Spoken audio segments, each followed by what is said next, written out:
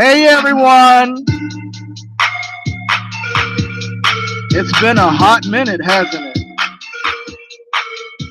Literally hot this summer.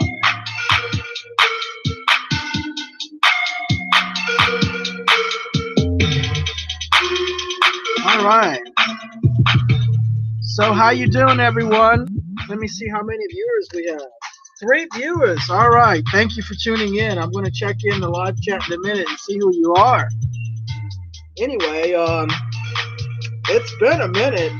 I have been away, and I am needing to get caught up on the latest and the greatest as far as the Watchtower is concerned.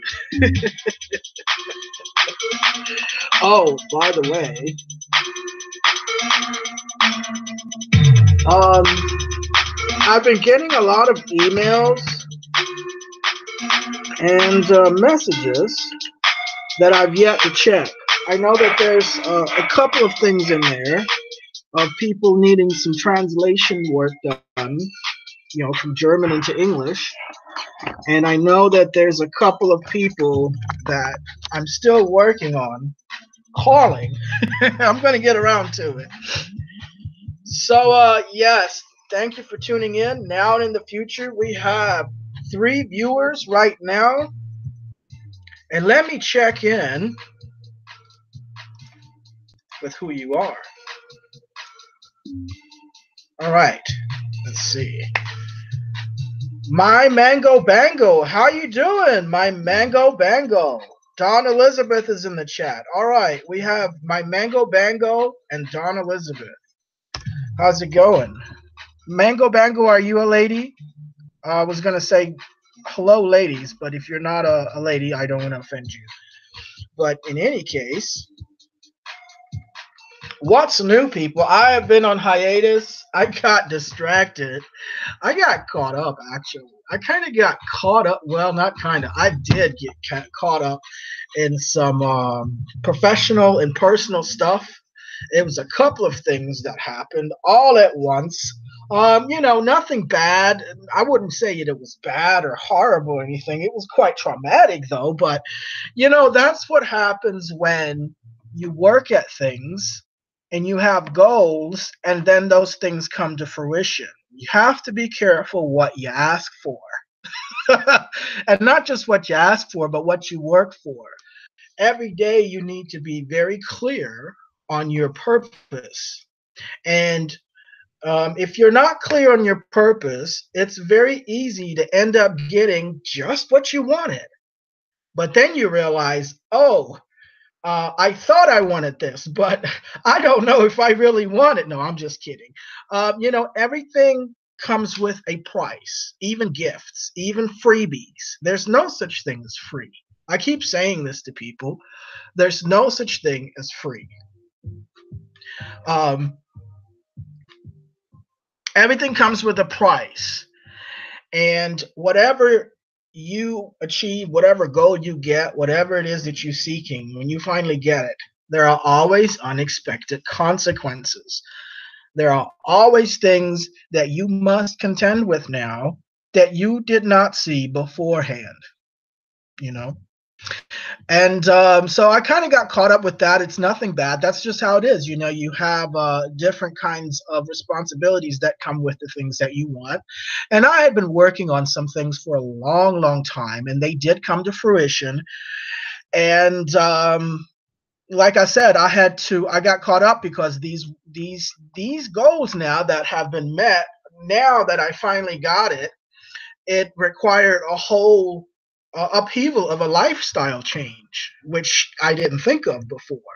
I mean, I knew it logically, but on the other levels, I didn't prepare for it because it was so hazy and fuzzy compared to the goal, the thing that you need or the thing that you want to get or achieve or build or complete or whatever the case is. So the end result was I did get what I wanted. And I had to make some adjustments, and it caught me a little off balance, and I had to readjust. So and that's no problem. This is what change is. Change is part of daily life. And I think in this day and age, it's probably every hour, every half hour, there's a major change that you must now contend with in some form or fashion, especially if you're a everyday person that has a job, that has a spouse, that has kids, that has a house, a mortgage, um, that has a car. All of these things alone, these are just basic things, right? But they require so much time, energy, and work to maintain and keep together. And if you have that going on, if you're just an average person with a family, with a house, with a car, a dog, maybe, you're going to deal with change every single hour. Major life changes every freaking hour, or even half hour. So yeah, that's life. It's all good. I enjoyed it, but I need to catch up here with you. And I do have some more stuff to talk about too. So let me see who's in the chat. Mango Bango, she says here, yes, sir, that's my pick. Not techno savvy, so it's still sideways. My Mango Bango says, true, everything trades time, a human's most valuable resource. Yes, yes, we must focus not so much on the past or future, but the present. It is easy to overstress. And that is very true. It's very true. It is very easy to overstress, especially if you're an ex Jehovah's Witness. We tend to be already, a lot of us are already stressed because you might have family that is Jehovah's Witness that might be shunning you, or they might be giving you shade. They might not shun you all the way yet, but you're always skating on that thin ice of shunning. Whether you're disfellowshipped or you're just a fader, or maybe you never even were baptized, maybe you just visited for a week, and because you never came back, all of a sudden now you're the bad guy. Hey, did you guys hear, by the way, that at the convention they're kicking up the shunning thing a little bit more now? They always do this in a tricky way, folks. Listen, I'm going to put it to you like it is. All right, they don't necessarily print it and say shun everybody that's not a Jehovah's Witness now, or shun all the people that are trying to fade. You know who they are. They don't put it out there like that. But the way they pitch it, they manipulate it, and they mold these people's perception to the point where when they come out of that assembly or that convention, they're going to shun everybody that's not a Jehovah's Witness.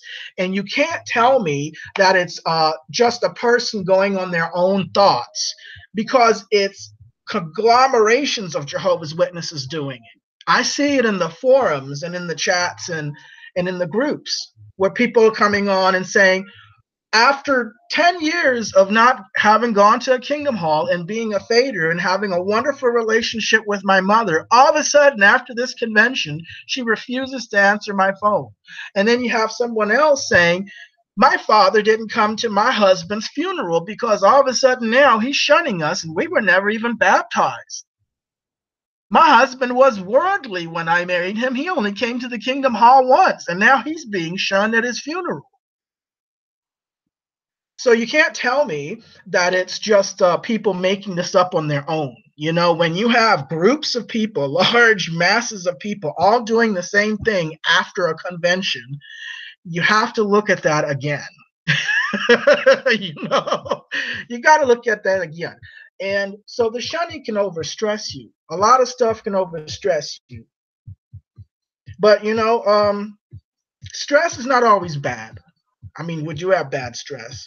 But stress, there's also something called what I call eustress, EU, like euphoria, and you have eustress. And then I consider this good stress. You need a little pressure. You're not going to get up out of bed for a lot of things without some kind of pressure, right? My Mango Bango in the live chat says, shunning implied and known by only rank and X.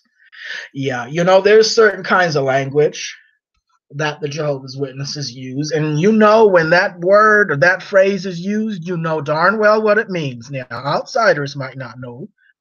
They might even think it's something good you're being told, but you know the deal. You know the deal.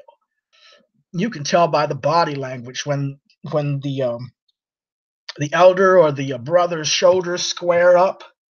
You know you're in trouble. You done said something or did something, and you are in trouble. You can just look at the way they come walking down the Kingdom Hall at you, their mannerisms. You see, when their shoulders are squared up and their arms swing about arrogantly, that means you are about to get it. You hear me? And don't be a single mother. Do not be a single mother. Jehovah does not like or trust single mothers because we all know single mothers, no matter how ugly the elderettes' husbands are, you know what I'm talking about. 55 years old, fat, bald, stank-looking elder who thinks he's a genius when all he really can do is barely mop the goddamn floor. You know, he's a glorified janitor. But this wife of his is convinced that the single mother in the congregation is after her husband, right? Simply because she's a single mother. She must be a hoe, especially if she has more than one kid. If she's got 3 or 4 kids, well, it didn't matter that her husband died. You know, they were all by one man and he died. Oh, no, she's still a hoe. She's still Jehovah. Jehovah says single mothers are hoes and not to be trusted in the congregation. Isn't that true, people? Where is that written? It's not written anywhere, but you better fall in line with that, right? Down with the tower. How you doing, buddy? And Unreluctant, down with the tower. It's been a minute. How you doing? I hope you're doing fine. I kind of got caught up in some career and personal life stuff, and I've been distracted. So I've been it's been a minute since I've been out here doing something. I mean, I keep stuff behind the scenes. You know, I tweet every once in a while, and you know, I do have my TV anchors and journalists and all that I keep in contact with. But as far as like social media like this, I haven't been out there for a minute. Let's see, down at the tower says, hey, everyone, I'm on a bus in Santorini, Greece, so I can't listen, but love that Bob is doing his thing. Oh, wow.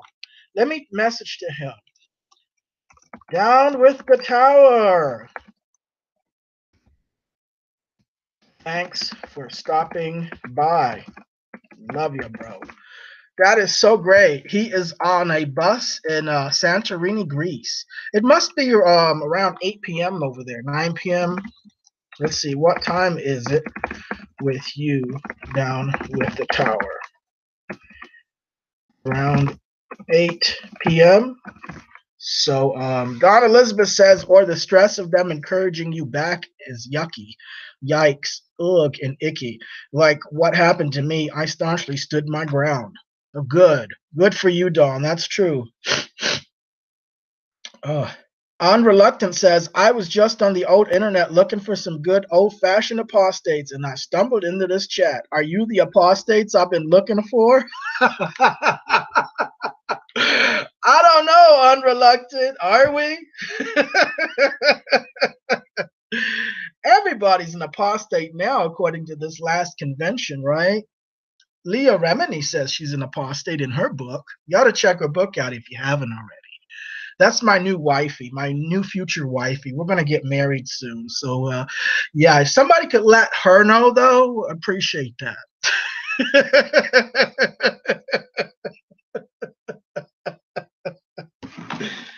I love Leah Remini. You see, we've got 2 major heartthrobs in the XJW grown-up community. Okay, this is the grown-ups heartthrobs, the activists, the grown activists who are against child abuse heartthrobs. And the female one is Leah Remini, That's for the guys, for us guys, and she is hot, right? I mean, you got to give it to her. She is hot as hell. She's mature, she's smart, she's a celebrity, she's sweet, she's out there exposing Jehovah's Witness. How sexier can she be? All right. And then for you ladies, there's Angus Stewart from the Australian Royal Commission. I think he's good looking, right? I mean, I think he's a nice guy and he's smart once again, right? He's smart. Um, he's probably well off too. He's a lawyer and he's out there battling and exposing Jehovah's Witnesses. Boom. So, yeah, everyone. Unreluctant says, hands off, Leah, bitch. She's mine. Oh, no. You came late, man. I have been with Leah Remini since 2016, man. You just came on the scene yesterday, so you're gonna have to get in line because I've been with her since 2000. I've been with her on Twitter since 2016, bro. I've been tweeting the shit out of this Jehovah stuff since 2016 directly to Leah Remini. And even though I just learned how to say her name correctly last month, it doesn't matter.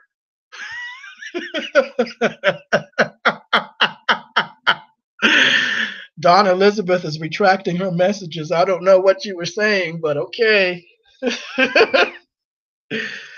My Mango Bango says, she is brave. I admire her. She is in a dangerous place. Who, Leah Remini? Leah don't give a fuck. Excuse my French. She would say that word, though. I love her. I can tweet to her all my crazy tweets, and she's not going to look at me cross-eyed. She's going to understand. I don't know if you guys know about Scientology, but there are some weird people. Wow. You thought Jehovah's was weird? Let me tell you. When you have Jehovah's Witnesses, all right, so check this out. I'm about to break this down. I know some people probably don't know this, but if you don't know already, Jehovah's Witnesses will stalk you. If you ever have been part of any congregation, you most likely have had elders sit outside your home on your street somewhere watching you, or follow you to work or to the store to try and see if they can get some dirt on you. And this is especially true if you've been a fader. You think you faded and you just kind of faded out and nobody knew or cared? No. Somebody was assigned to you to finalize what they want to do. Okay. So here's how it works. Before you get dumped, you are appreciated, you are wanted, you are love bombed, all that stuff. After you get dumped, now everybody is set, and that includes men, women, and children. Everybody is geared to find dirt on you to get you kicked out. That's running in the background. Now, you're not told that directly, but what you are told is you got to, keep an eye on your brother and your sister, and if you see them do wrong, you got to, tell them to go tell on themselves, and if they refuse, you got to go tell them. So automatically, everybody is suspect. There is a certain level of suspect on every Jehovah's Witness with every other Jehovah's Witness, guaranteed, built into the system, right? Right? I mean, look, if you saw one of your Jehovah's Witness brothers or sisters step into the club, just step into it, what is your head going to tell you? Immorality, sexual immorality, drugs, drinking. This person may just have stepped in the club to pick someone up. And so what if they went in there and had a drink? Didn't mean they're going to screw every person in there, but this is how it's set up. Now, you have to go tell on that person, okay? You got to go tell on that person. If that person doesn't tell, if they say, that's my prerogative, leave me alone, you have to enmesh yourself into their private life and tell. So there's a certain amount of suspicion already built in. Now, if you are a fader, or if you're somebody who's not very regular, you're almost as bad as a single mother. It's like what I told you earlier. Single mothers are almost, there's a hierarchy of blacklisted types of people. And at the very bottom, it's black people. Okay, no surprise. The blacklisted list of people. At the very bottom is the black people. And the next one is women. Okay, I think women, and if you're a single mother, you might as well be black to Watchtower. Watchtower does not like black people and doesn't like single mothers. Okay, and faders, you think you're safe? You are not safe. If nobody has tapped you yet, it's because they just hadn't got around to you yet. Your turn is coming. I've seen people that have been faded out for 35 years. 35 years. Like the people that knew you have died already, and their great grandchildren are looking at your records, about to do a shepherding call on you, sitting outside and watching you come in and out of your house to see when they can tap you. Well, if they were Scientologists, where the Jehovah's would sit their fat butt in there and count field service time on stalking you. You know, they call it judicial shepherd meeting or shepherding call, whatever BS, but it's really stalking and harassing. Anyway, they're counting that as, field service time. The Scientologists would get their fat butt out of the car, go to your trash can, and get every one of your trash bags that you dumped in there for the week and go through every piece of trash to try to find some dirt on you, literally. They'll go through your receipts. They'll go through your mail. They'll go through literally, Scientologists will go through your trash. And whereas the Jehovah's Witnesses, they get their education from the Awake magazine. So the lawyers that they have are Awake lawyers, I guess. Scientology actually has Harvard Law School graduate lawyers to do their dirt. So yeah, talk about some weird, scary people. Scientology. So I think it's very fitting that Leah Remini is doing this stuff with the Jehovah's Witnesses and the Scientologists. What do you think?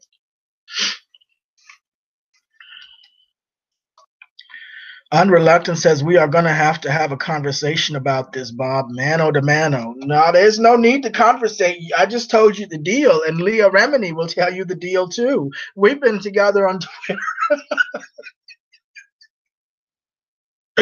We've been together on Twitter since 2016, okay?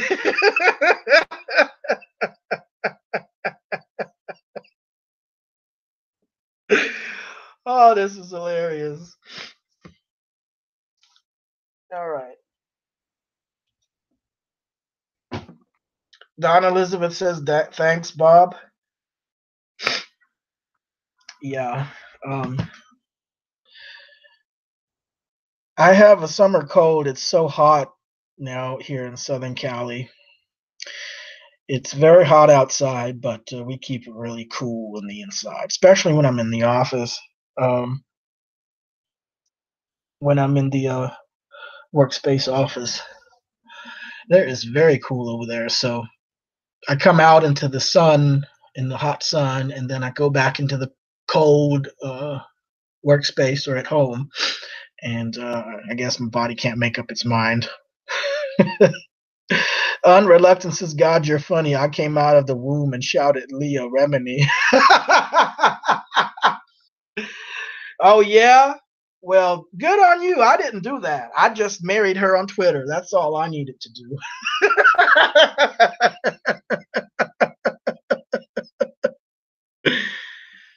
So, I did find some news events here that you guys found out about the, of course they're talking about destroying the records and all that, but didn't Barbara Anderson send out complaints to the attorney generals of Pennsylvania and New York?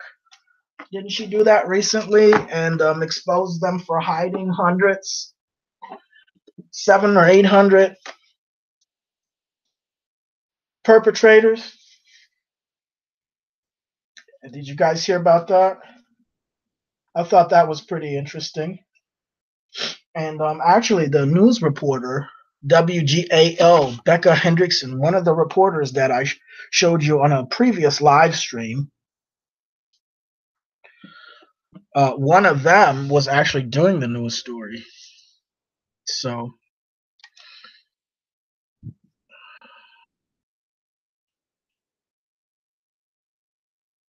775 cases. That's right, Unreluctant. That's right. Unreluctant says, yeah, mate, it's with them both. 775 cases. That's right. It's 775 cases. You have a video? All right, let's take a look. Let's see. You guys want to watch a video from the Unreluctant? The Unreluctant. Let's take a look here. Cultier than Culty McCult face. What? Cultier than Culty McCult face.